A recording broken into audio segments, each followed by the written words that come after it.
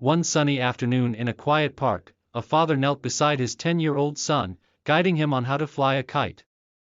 The colorful kite danced in the breeze against a backdrop of clear blue skies, and the boy's face lit up with excitement. For the father, this moment wasn't just about teaching his son a fun activity, it was about building a bond that would stand the test of time, something he wished he had cherished more with his own father. The scene was heartwarming, yet it carried a deeper meaning. You see, the father knew all too well the struggles of broken relationships between fathers and sons.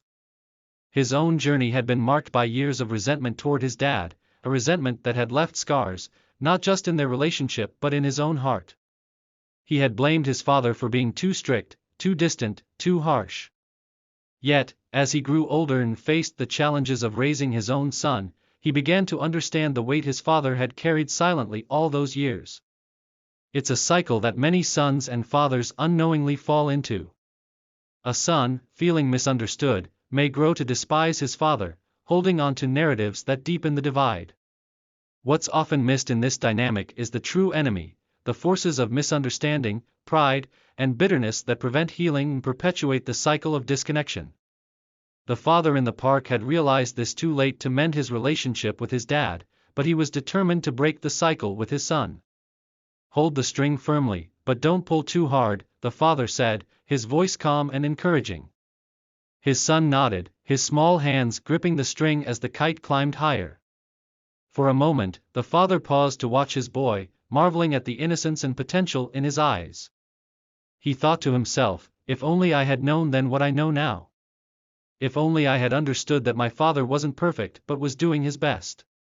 If only I had recognized his struggles and sacrifices, I could have saved us both so much pain. This realization wasn't just for his benefit. He knew that if he didn't teach his son differently, history would repeat itself.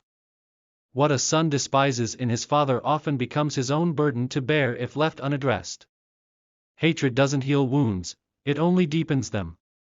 The father had learned this the hard way and now saw clearly that the solution to the cycle wasn't hate but love, love that builds bridges, not walls. In that moment, he made a silent promise to live as an example for his son. He wouldn't just talk about kindness, patience, and love, he would embody them. "It's okay if the kite falls," he said softly. "We can always pick it up and try again." The boy turned to his father with a grin. "This is fun, Dad," he exclaimed, his laughter ringing out across the park. And there it was, the connection that so many fathers and sons miss out on when resentment takes root. Reconciliation is the key. For fathers, it means being mindful of how discipline is communicated, ensuring that love and guidance don't get lost in the process. For sons, it means acknowledging that their fathers, flawed as they may be, are fighting unseen battles and often sacrificing in ways that go unnoticed. The father thought back to his own father, now gone, and a pang of regret surged through him. If only I had apologized. If only I had understood sooner. But there was still hope, hope in this new relationship he was nurturing with his son. "Dad," the boy said suddenly, "do you think I'll be as good at this as you one day?" "You'll be even better," the father replied, ruffling his son's hair. "And I'll be here to help you every step of the way." In that serene park, with the kite soaring high and the golden sunlight enveloping them, the father and son weren't just enjoying a simple activity. They were laying the foundation for a bond rooted in love, trust, and understanding, a bond strong enough to chase 10,000 dreams together.